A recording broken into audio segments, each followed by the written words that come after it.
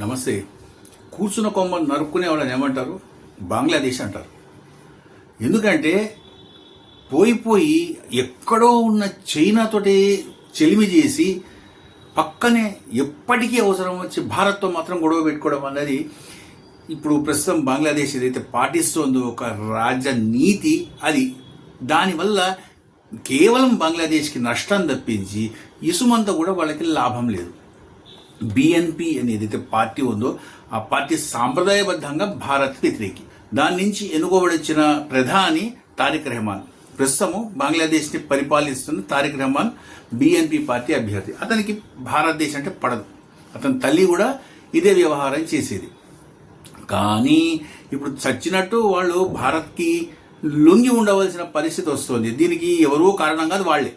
ఒక అద్దాల మేడలో ఉన్నారు, అద్దాల మేడలో ఉండి బయటికి రాళ్ళేస్తున్నారు. అవతల వాడు ఒక రాయేస్తే ఏముంది, అద్దం బాగుంది. ఇక్కడ వాళ్ళు చేస్తుంది ఏంటంటే, తీస్తా అని ఒక నది ఉంది.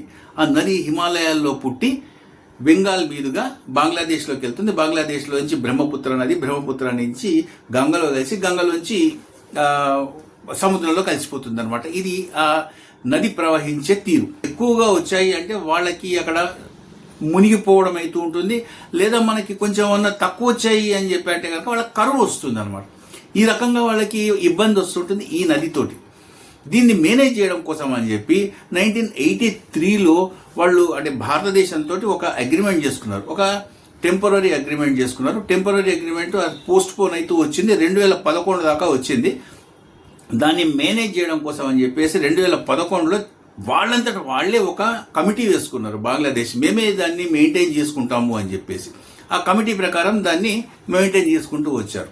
83 నుంచి 2011 వరకు ఏదైతే మెయింటైన్ చేయబడ్డదో ఆ లెక్క ప్రకారము 39% భారత్ ఉపయోగించుకుంటుంది నీళ్లని, 36% నీళ్లని బంగ్లాదేశ్ ఉపయోగించుకుంటుంది, 25% నీళ్లు ఎక్సెస్ పక్కకు ఉంటాయి అన్నమాట.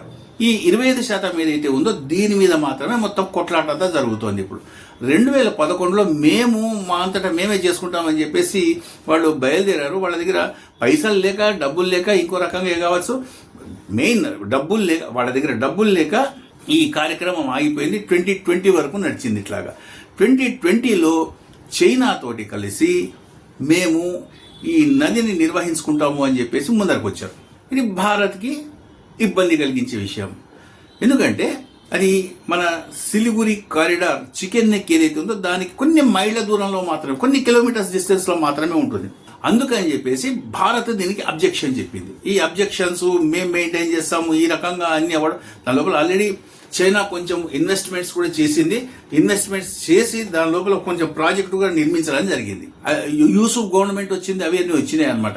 ఇక్కడ ఏంటి అంటే సాలిడ్గా వాత పెట్టడం అన్నది అవసరం. నేపాల్కి ఏ రకంగా అయితే వాత పెట్టబడ్డదో అదే రకంగా ఇక్కడ వీళ్ళకు కూడా బంగ్లాదేశ్ కూడా పెట్టాల్సి వచ్చిన అవసరం ఉంది. పాకిస్తాన్కి ఎట్లా పెట్టబడ్డదో వీళ్ళకు కూడా అట్లాగే పెట్టాలి. నేపాల్లో ఎగ్జాంపుల్కి చెప్పుకుంటే, నేపాల్లో చాలా నదులు ఉన్నాయి, లేకపోతే చాలా సెలయర్లు పారుతూ ఉంటాయి కదా, నదులు అని చెప్పి అనొచ్చు. లేకపోతే ఇంకోటి హిమాలయాల నుంచి వచ్చే నీళ్లు ఉంటాయి, ఆ నీళ్లు పారుతూ ఉంటాయి. ఆ నీళ్ల మీద రకరకాల ప్రాజెక్ట్స్ నిర్మించడం కోసం అని చెప్పి చైనా సహాయం తీసుకున్నాడు బాలెన్షా. భారత్ పనికి రాలేదు ఇక్కడ. బాలెన్షా చైనా సహాయం తీసుకున్నాడు. చైనా సహాయం తీసుకొని అక్కడ బోలెడు ప్రాజెక్ట్స్ నిర్మించాడు. దాని లోపల చాలా డబ్బు ఇన్వెస్ట్ చేసింది చైనా. దీని నుంచి వచ్చిన మొత్తం శక్తి ఏదైతే ఉంటుందో అంటే కరెంట్ మొత్తం అంతా వాళ్ళకి వేరే దారి లేదు, కేవలం భారత్కి మాత్రమే అమ్మాలి.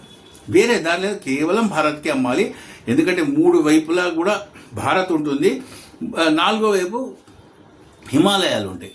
ఎందుకని వాళ్ళకి వేరే దారి లేదు, కేవలం ఇక్కడే అమ్మాలన్నమాట.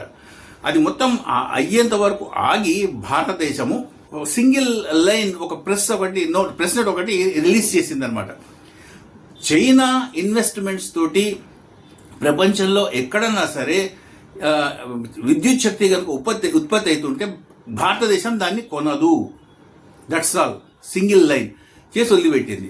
అంతవరకు చైనా ఏవైతే ఇన్వెస్ట్మెంట్స్ చేసిందో మొత్తం అన్ని బూడిదలో పోసినట్టు అయింది. ఆ మొత్తం ప్రాజెక్ట్స్ అన్ని కూడా భారతదేశం వశమైనవి. ఇప్పుడు భారతదేశం వాటిని మెయింటైన్ చేస్తోంది.